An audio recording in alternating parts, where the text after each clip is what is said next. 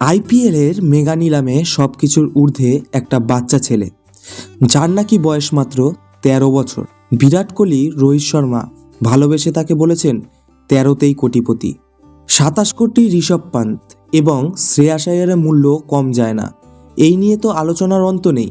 কিন্তু ২০২৫-এর আইপিএলে যে এক অন্যতম ইতিহাস গড়তে চলেছে ১৩ বছরের এই ছেলেটির মূল্য, যেখানে বড় বড় ক্রিকেটাররা যেমন Jonny Bairstow, David Warner, Glenn Phillips এরা ২ কোটি টাকার বিনিময়ে বিক্রি হয়নি, অথচ ১৩ বছরের এই বাচ্চা যে নাকি ক্লাস 8-এ পড়ে সারা বিশ্বকে তাক লাগিয়ে দিয়েছে তার প্রতিভা দেখিয়ে। তার নাম বৈভব সূর্যবংশী। ৩০ লক্ষ ছিল তার বেস প্রাইস। ঘটনাটা হলো, এত অল্প বয়সে কোনো ক্রিকেটার আইপিএলের ইতিহাসে কোনোদিনও সুযোগ পায়নি। কৈশোরে বৈভব যথেষ্ট আলোড়ন ফেলেছে এবং গোটা আইপিএলের যে উত্তেজনা সৃষ্টি করতে চলেছে এই ১৩ বছর বয়সের বৈভব, সেটা আর বলার অপেক্ষা রাখে না। আইপিএলের হাব বলা হয় রাজস্থান রয়্যালসকে।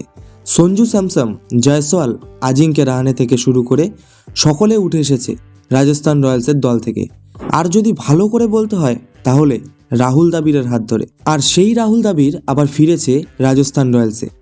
রাহুল দ্রাবিড়ের একটা অভ্যাস যে গরিব ঘরের ছেলে বা প্রতিভাবান ক্রিকেটারদের যুব সমাজকে তিনি প্রথম সারিতে নিয়ে আসতে চান।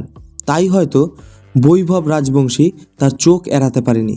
রাহুল দ্রাবিড়ের হাত ধরে বৈভব তার জীবনে কতটা এগিয়ে যেতে পারে সেটাই এখন দেখার।